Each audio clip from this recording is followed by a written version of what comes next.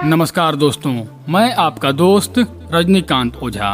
दोस्तों, आज मैं आपको बताने वाला हूँ महाभारत काल के उन 5 ऐसे कौरव योद्धाओं के बारे में जिनका वध छल से करना पड़ गया था। पहला, भीष्म। महाभारत के महायुद्ध में सबसे बुजुर्ग और सभी योद्धाओं में श्रेष्ठ भीष्म थे।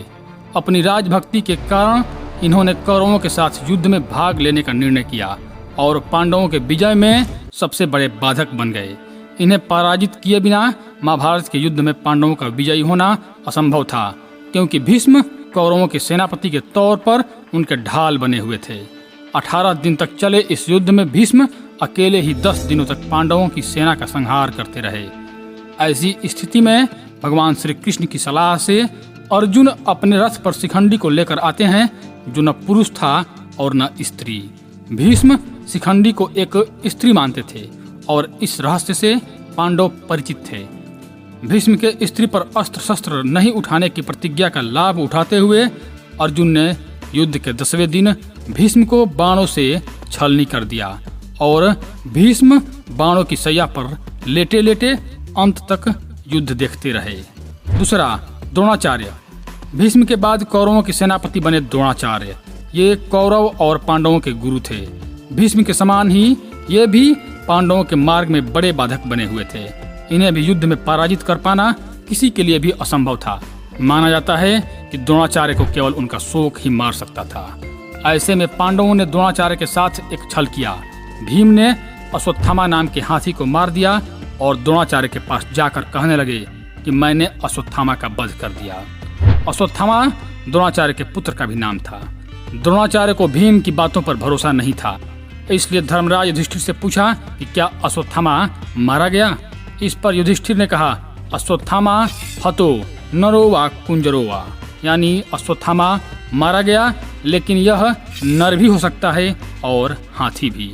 जब युधिष्ठिर यह कह रहे थे, उस समय भगवान श्री कृष्ण ने शंखनाद कर दिया, जिससे द्रोणाचार्य बात को सही से सुन नहीं पाए और शोकाकुल होकर अपने अस्त्र शस्त्र रख दिए।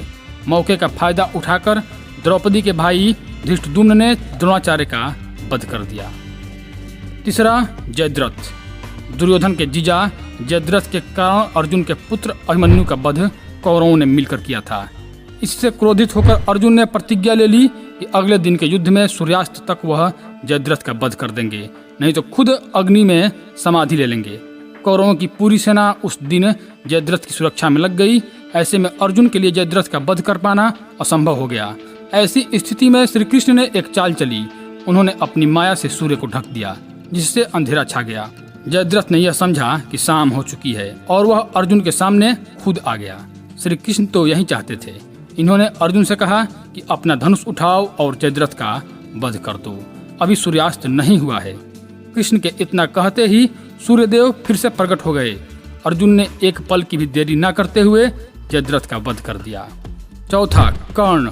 कर्ण का वध भी अर्जुन ने छल से किया था। युद्ध के बीच एक सांप के कारण कर्ण के रथ का पहिया भूमि में धंस जाता है।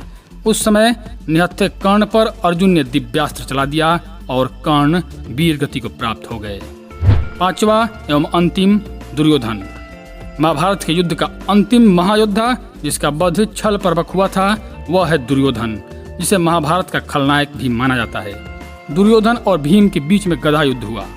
इस युद्ध में गदा का प्रहार कमर से ऊपर करने का नियम था, लेकिन भीम ने कृष्ण के संकेत पर दुर्योधन के कमर पर वार करना शुरू कर दिया, क्योंकि दुर्योधन के शरीर का ऊपरी भाग गांधारी ने वज्र का बना दिया था।